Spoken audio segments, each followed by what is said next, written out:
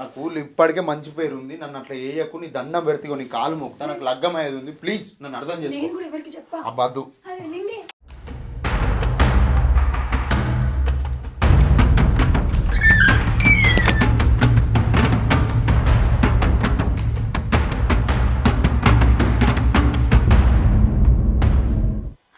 పిల్లగా నీకేం పని గిట్ ఎందుకు వచ్చినావు ఇప్పుడు? అయ్యో అత్తమ్మ, మన సిలిండరు కొంచెం రిపేర్ ఉన్నదని రమ్మన్నా. మనం అన్నం వండుకుంటానికి ఇబ్బంది అయితే లేదా? మనకేమో పెట్టరాదా? అయితే సిలిండర్ ఖరాబ్ అయితే తలబెట్టుకొని చేస్తారే? అత్తమ్మ, ఆ కుక్కలు పాడగాని కోతులు కుక్కలు ఇంట్లోకి వచ్చి పప్పులు ఉప్పులు అని గాయ చేస్తే అని తలుపు దగ్గరికి అన్నా అంతే. సరే కానీ ఆ సిలిండర్ రిపేర్ చేసినాయి 100 రూపాయలు ఇవ్వవా? 50 రూపాయల మా అత్తమ్మ దగ్గర ఉంటాయి. పోడుకో. నేను ఎందుకు ఇస్తా? నువ్వు రమ్మన్నావా, నువ్వు ఇచ్చుకో. అయ్యో అత్తమ్మ, ఎవరిత్తేంది? చిల్లర లేవని నిన్ను అడుగుమన్నా, మన కోసమే కదా. చిల్లర లేకుంటే ఇవి తన ఉంటే ఎటు పోతాయి? మళ్ళా రాడా?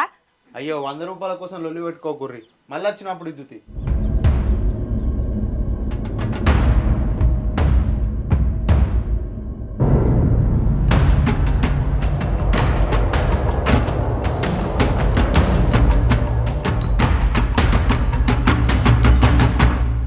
ఈ కథలేందో ఈ నడకలేందో చూస్తాన్నా ఇంకా నేను.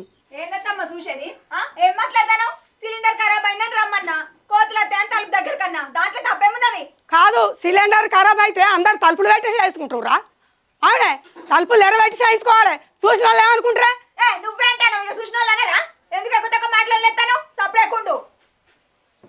ఏ ఉండకపోతే నేను చేస్తాను ఏంది? చూసుకుంటూనే ఉండవాటి ఉండు.